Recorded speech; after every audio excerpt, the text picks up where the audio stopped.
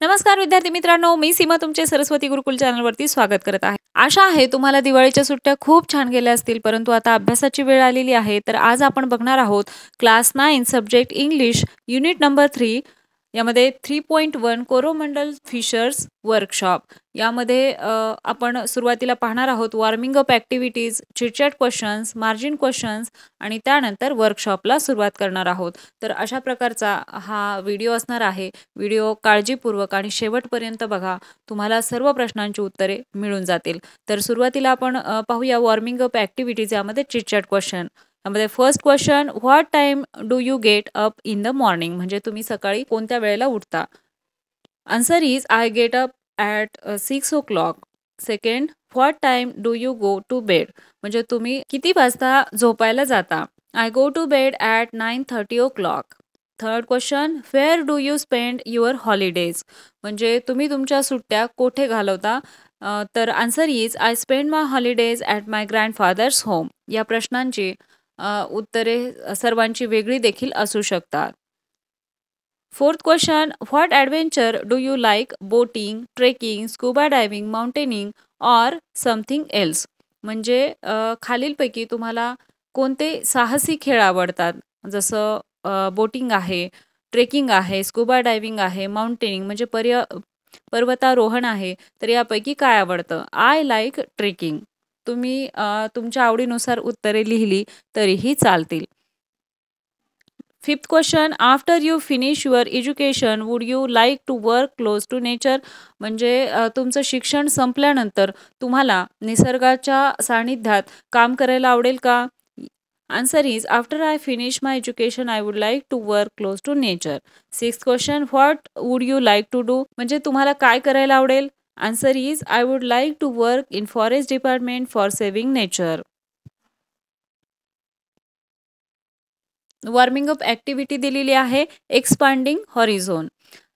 यामध्ये A, write as many words as you can related to the following. You should have at list 20 words each.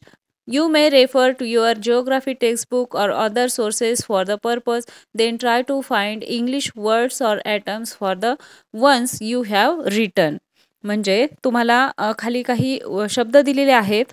आता या ठिकाणी आपल्याला आकृतीमध्ये काही शब्द दिलेले आहेत. त्याच्याशी रिलेटेड कमीत कमी आपल्याला 20 शब्द शोधायचे आहेत. त्यासाठी आपण आपल्या भूगोलाच्या पुस्तकातून ते शोधू शकतो किंवा इतर कोणतेही सोर्सेस आपण वापरू शकतो. तर च्या रिलेटेड वर्ड्स पाहूया. Shore, breeze, tide, fishing, water, fish, storm, voyage, ship, sailor. Wind, weather, windmill, windfall, humidity, rain, storm, cyclone, monsoon, breeze, blow. स्कायशी related vacuum, atmosphere, astronomy, sun, moon, star, cloud, rainbow, planet, satellite, space, comet. लँडच्या related forest, valley, region, landlord, mountain, soil, plot, desert, landslide, landscape, continent and agriculture. तर ही काही शब्द आपल्याला या ठिकाणी सांगता येतील. आता यामध्ये बी क्वेश्चन काय आहे ते पाहूया. Prepare a bilingual glossary for each of this topic, म्हणजे आता आपण जो काही शब्दसंग्रह केलेला आहे त्याचा आपल्याला द्विभाषिक शब्दसंग्रह तयार करायचा आहे. म्हणजे तुम्ही इंग्लिश किंवा मराठी, इंग्लिश हिंदी किंवा इंग्लिश आणि जी तुमची मातृभाषा आहे तर त्यामध्ये देखील हे द्विभाषिक शब्दसंग्रह बनवू शकता. या ठिकाणी पाहूया. शी रिलेटेड शब्दसंग्रह, वॉटर पाणी, फिश मासा, स्टॉर्म वादळ, सेलर खलाशी, वोएज मोहीम, शिप जहाज, शोर किनारा, ब्रीज वारा, विंडशिप, रेन पाऊस, स्टॉर्म वादळ, सायक्लोन चक्रीवादळ, मान्सून पावसाळा, वेदर हवामान, विंडमिल पवनचक्की, ह्युमिडिटी आर्द्रता, ब्लो वाहने, ब्रीज वाऱ्याची झुळूक, विंडफॉल वादळ. स्कायशी रिलेटेड सन सूर्य, मून चंद्र, स्टार तारा, क्लाउड ढग, रेनबो इंद्रधनुष्य, व्हॅक्यूम पोकळी, ॲटमॉस्फिअर वातावरण, ॲस्ट्रॉनॉमी खगोलशास्त्र, प्लॅनेट ग्रह, सॅटेलाइट उपग्रह. लँडशी रिलेटेड वर्ड्स, सॉइल माती, प्लॉट भूखंड, डेझर्ट वाळवंट, रॉक खडक, फर्टाईल सुपीक, फॉरेस्ट जंगल, व्हॅली दरी, रिजन, प्रदेश, क्रॉप, पिके, माउंटेन, पर्वत. आता सी क्वेश्चन आहे, arrange the glossary in 2 ways. म्हणजे आता आपण हा जो शब्दसंग्रह बनवलेला आहे तो पुढील 2 प्रकारे मांडायचा आहे. यामध्ये first, according to the alphabetical order of letter in your mother tongue. म्हणजे हे सर्व आपल्याला जे काही आपण मातृभाषेत भाषांतरित केलेलं आहे त्याच्या वर्णानुक्रमानुसार लावायचे आहेत. मग शी रिलेटेड वर्ड्स पाहूया. किनारा, खलाशी, चक्रीवादळ, जहाज, पाणी, पाऊस, पावसाळा, भरती, मासा, मोहीम, मासेमारी, वादळ, वारा. विंडशी रिलेटेड आर्द्रता, मान्सून, पाऊस, पवन चक्रीवादळ, वाहणारा वारा, हवामान. स्कायशी रिलेटेड अवकाश, इंद्रधनुष्य, उपग्रह, खगोलशास्त्र, ग्रह, वातावरण, चंद्र, ढग, तारा, धूमकेतू, व्हॅक्यूम, सूर्य. लँडशी रिलेटेड खंड, जंगल, जमीन, पर्वत, प्रदेश, भूखंड, भूदृश्य, भूस्खलन, माती, वाळवंट, शेती.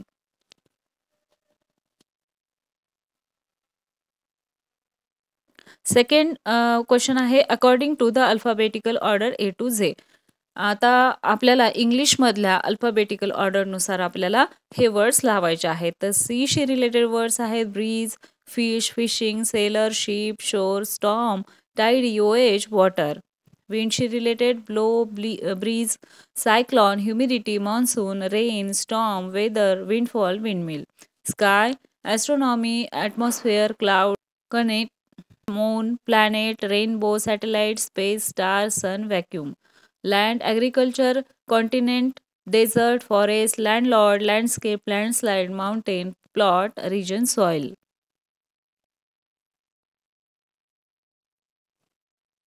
तर आता आपलं वॉर्मिंग अप ॲक्टिव्हिटी पाहून झालेलं आहे, चिटचॅट क्वेश्चन्स झालेले आहेत. तर त्या बाजूलाच आपल्याला डिस्कसमध्ये काही प्रश्न दिलेले आहेत ते पाहूया. यामध्ये first, in what way can bilingual glossary be useful. म्हणजे हा द्विभाषिक शब्दकोश कशा प्रकारे उपयोगी ठरू शकतो. Answer is, it can help us in finding out the meaning of a word in 2 languages. It also enables smooth translation of words between both the languages. It can enable us to understand the differences and common aspects of both the language and thus increase our overall understanding of languages.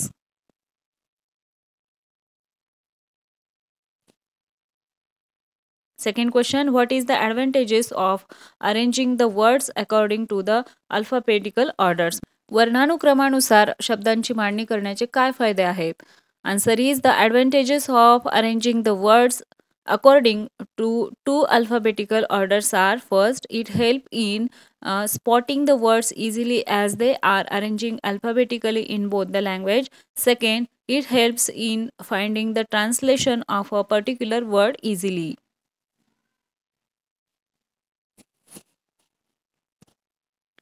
आतापर्यंत आपण chitchat questions पाहिलेले आहेत, warming up activities पाहिलेल्या आहेत, डिस्कसमधील देखील questions पाहून झालेले आहेत. आता मार्जिन क्वेश्चन्सला सुरुवात करूया. यामध्ये first, guess the meaning of. First, wakening skies means dawn. Catamarans, a fast sailing boat with 2 hulls. Third, track, to follow the movement of somebody or something.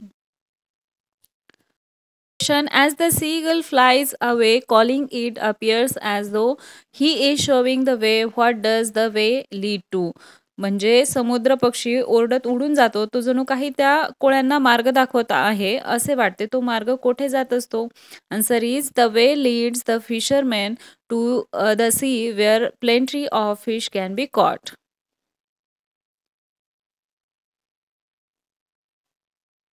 Second question, who holds the storm by the hair.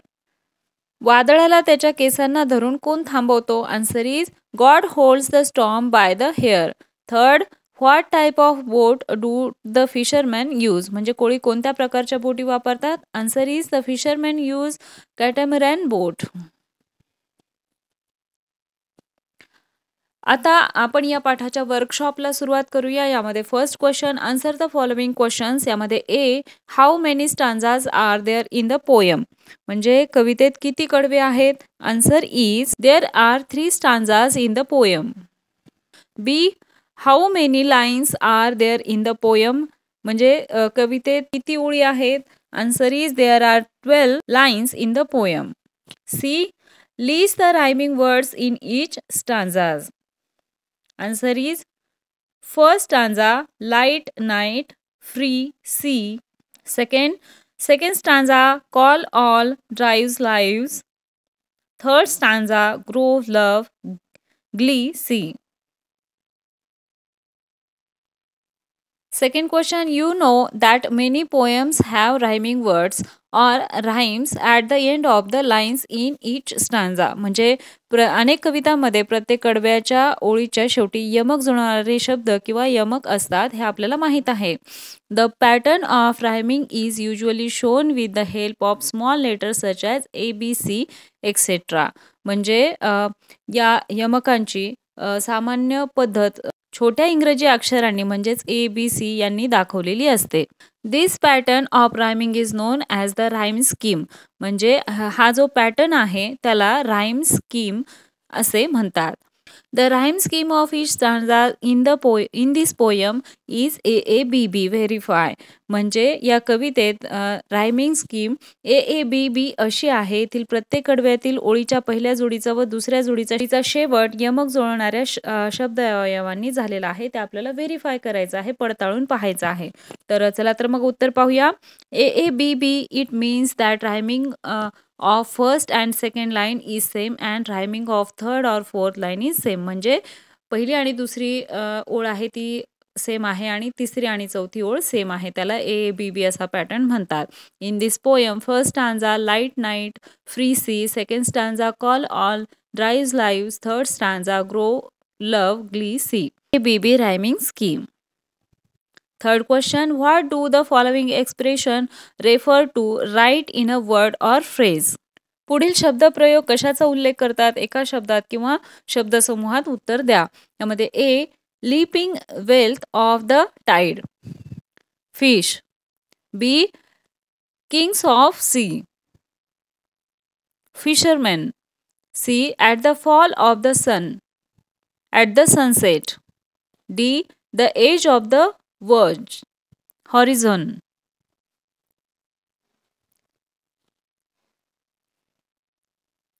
Fourth question, match the following. A. The wind याची योग्य जोडी आहे fourth child. B. Down याची योग्य जोडी आहे mother holding her child. C. Sea याची योग्य जोडी आहे 3 mother.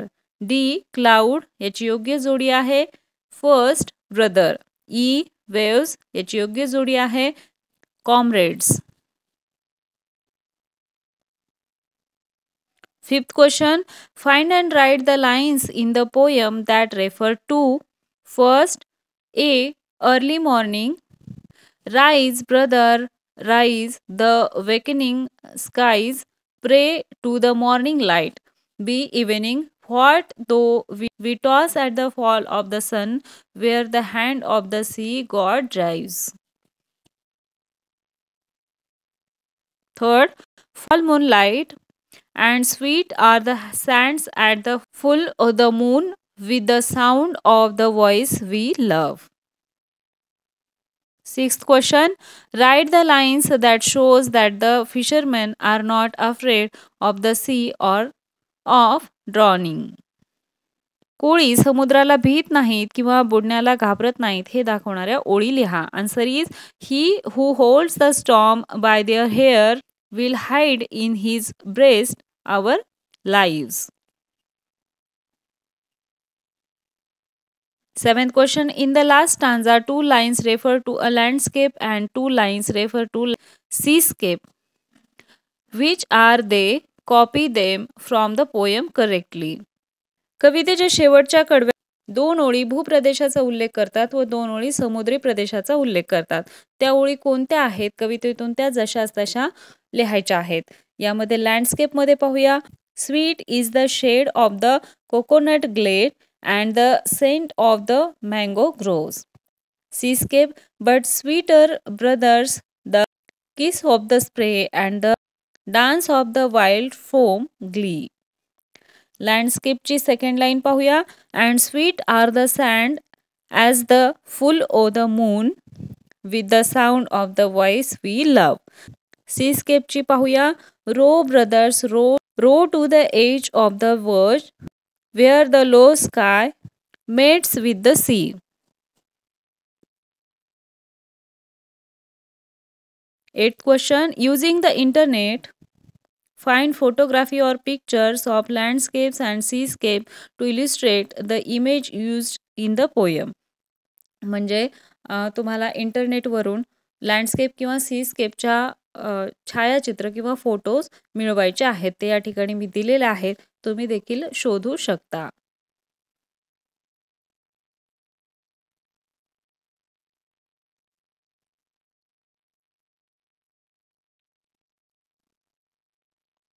The poem metaphorically indicates Sarojini Naidu's desire for freedom.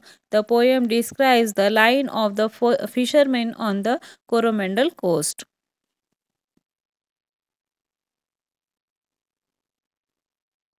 Ninth question, select a few lines from your favorite nature poem in your mother tongue and translate them into English.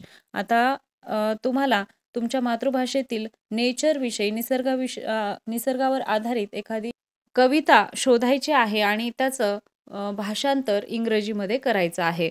तर या ठिकाणी श्रावण मासी ही कविता मी दिलेली आहे.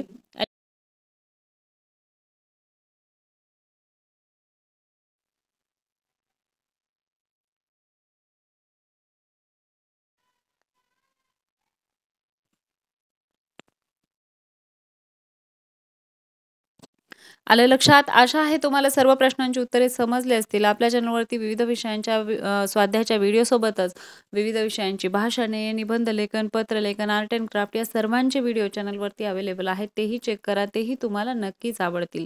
त्याचबरोबर हा व्हिडिओ तुम्हाला कसा वाटला ते कमेंट करून नक्की सांगा. व्हिडिओ आवडला असेल तर व्हिडिओला लाईक करा. तुमच्या मित्रांना हा व्हिडिओ शेअर करा आणि सर्वात महत्त्वाचं म्हणजे चॅनलला सबस्क्राईब करा. भेटूया अशाच एका नवीन व्हिडिओमध्ये. तोपर्यंत धन्यवाद.